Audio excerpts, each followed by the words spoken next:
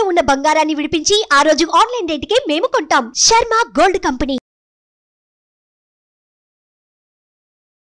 నమస్తే, welcome to Suman TV. నేను మీ యామ్ని. ప్రస్తుతం మనతో ఉన్నారు ప్రముఖ ఆధ్యాత్మికవేత్త, జ్యోతిష్య రత్న శ్రీమతి కోనాల భాగ్యలక్ష్మి రెడ్డి గారు ఉన్నారు. అమ్మతో మనం మాట్లాడదాం. నమస్తే అమ్మా. నమస్తే అమ్మా. అమ్మ, ఈ మార్చి నెలలో తులారాశి వారికి అసలు ఏ విధంగా ఉంటుందమ్మా? తులారాశి వారికి మార్చి నెలలో కొంచెం అన్ని విధాలా కూడా అంటే మిశ్రమమైనటువంటి ఫలితాలని చెప్పుకోవచ్చు. ముఖ్యంగా చిత్తా నక్షత్రం 3, 4 పాదాలు, స్వాతి నక్షత్రం 4 పాదాలు, విశాఖ ప్రథమ, ద్వితీయ, తృతీయ. ముఖ్యంగా చెప్పాలంటే కనుక ఈ తులారాశి వారికి కొంచెం మిశ్రమ ఫలితాలే కనిపిస్తున్నాయమ్మా. మార్చి మాసంలో ఆరోగ్యం మధ్యమంగా ఉంటుంది. ఆరోగ్య విషయంలో మాత్రం అంటే బాగా చాలా బాగుంటారు వీళ్ళు కాదు, అలా కాదు, పర్వాలేదు, బాగానే ఉంటుంది, మధ్యమంగా ఉంటుంది ఆరోగ్యం. అదేవిధంగా కొన్ని విషయాల్లో పొందుతున్న అవకాశాలకు తగినటువంటి ప్రవర్తన వీళ్ళకు ఉండాలి. ఇప్పుడు అవకాశం వచ్చింది, అందుకున్నాము, దాన్ని పూర్తి చేయడానికి పూర్తి సంకల్పం చేసుకుంటే వీళ్ళకి అన్ని విధాలా కలిసి వస్తుంది. వ్యాపారంలో ఉండు, వృత్తుల్లో ఉండు, ఉద్యోగంలో ఉండు, రియల్ ఎస్టేట్ రంగంలో ఉండు, సినీ టీవీ కళాకారులైన, రాజకీయ నాయకులైనా, ఎవరైనా తులారాశిలో ఉన్నవాళ్ళు వచ్చిన అవకాశాలని సద్వినియోగం చేసుకోండి. నా విషయంలో అయితే కనుక మీరు ఎప్పుడు కూడా వాయిదాలు వేయకండి. అదేవిధంగా కోర్టు వ్యవహారాలకు వచ్చేటప్పటికి కొన్ని విషయాల్లో బాగా ముందుకు వెళ్ళిపోతారు, బ్రహ్మాండంగా కేసులు రాణిస్తారు వీళ్ళు. ఇందులో లాయర్లు కూడా ఉంటుంటారు, తులారాశిలో జడ్జిలు ఉంటారు.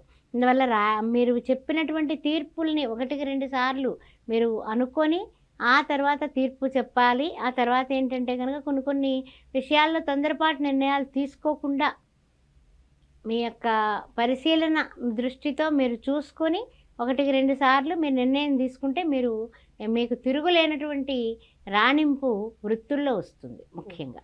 ఆ తర్వాత ఇంకా కొన్ని విషయాలు చెప్పాలంటే కనుక ఇతరులను ఎవరైనా వచ్చి మీ దగ్గర విమర్శిస్తే మీరు దాన్ని వినడం కూడా ఒక విధంగా మీకు పెద్ద తలకాయ నొప్పి అవుతుంది. అందువల్ల విమర్శలకి దూరంగా ఉండండి. విమర్శించే వాళ్ళని అంటే చాటర్ బాక్సుల్లా మాట్లాడే వాళ్ళకి దూరంగా పెట్టండి. ఎందుకంటే కనుక మీకు చెప్పినట్లే మీ ఎగస్ పార్టీ వాళ్ళకి వెళ్ళి చెప్తారు కదా.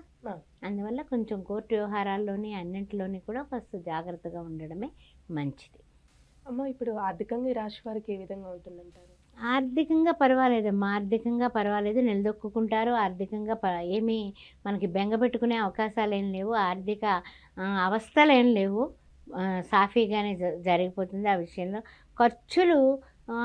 ఖర్చులు పెట్టేస్తారు, దానికి తగినటువంటి ప్రయోజనాలు ఏర్పాటు చేసుకోలేకపోతారు. అంటే ఖర్చు పెట్టేస్తే మనకు లాభం రావాలి కదా, అంతే కదా. ఇప్పుడు ఏదో ఒక కారు కొనుక్కుంటాం, దానికి కారు కొన్నాం, బాగుంది లగ్జరీస్గా, తర్వాత ఏంటంటే అంత ఖర్చు పెట్టాం కదా, దాన్ని ఏమి వెళ్ళకుండా దానికి ముసుగేసి కూర్చోబెడితే ఎలా ఉంటుంది?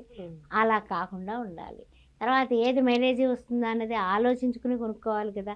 ఇలాంటి ఆలోచన కాకుండా తొందరపాటు నిర్ణయాలు తీసుకుని చేస్తే ఆ తర్వాత అయ్యో అనవసరం ఖర్చు పెట్టామే అని ఆలోచిస్తూ ఉంటారనమాట.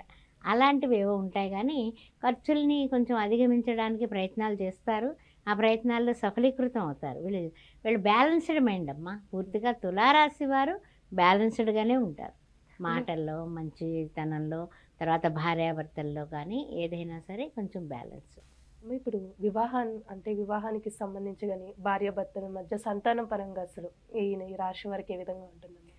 చాలా మంచి ప్రశ్న అమ్మా ఇది. ఏంటంటే తలపెట్టుకున్న పనులు ఆటంకం లేకుండా వెళ్ళాలన్నా, జరగాలన్నా, తర్వాత భార్యాభర్తల మధ్య మాట తేడాలు రాకుండా ఉండాలన్నా కూడా కొంచెం వీళ్ళకి గబక్కున ఎదుటి వాళ్ళ చెప్పిన మోసపు మాటల్ని నమ్మే అవకాశం ఉంది.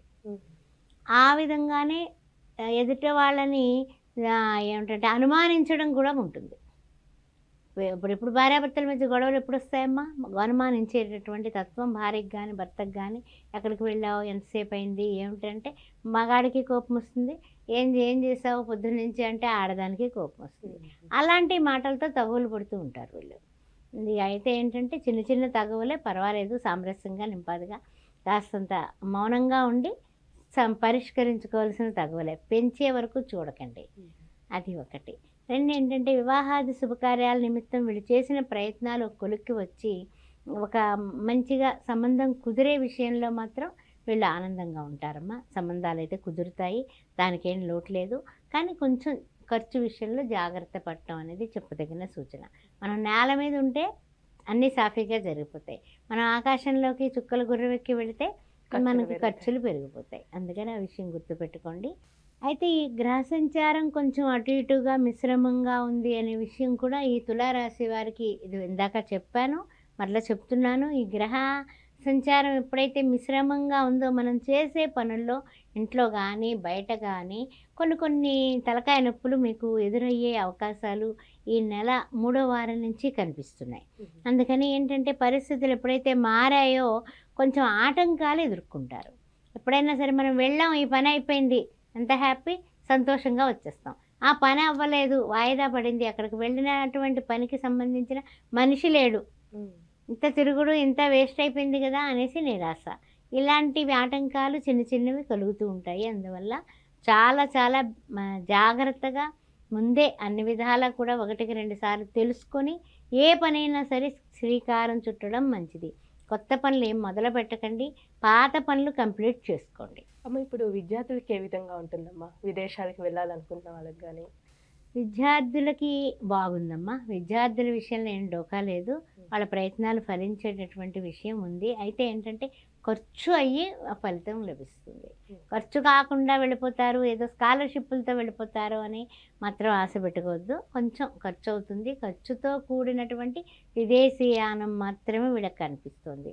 తర్వాత విద్యార్థులు చదువు విషయంలో కూడా రేపు మాపు అనేసి వాయిదాలు వేస్తే కనుక ఇబ్బందులు పాలవుతారు. అందువల్ల తప్పనిసరిగా శ్రద్ధ పెట్టండి, వినయం పెట్టండి, విధేయతతో చదవండి, సరస్వతి కటాక్షం పొందండి.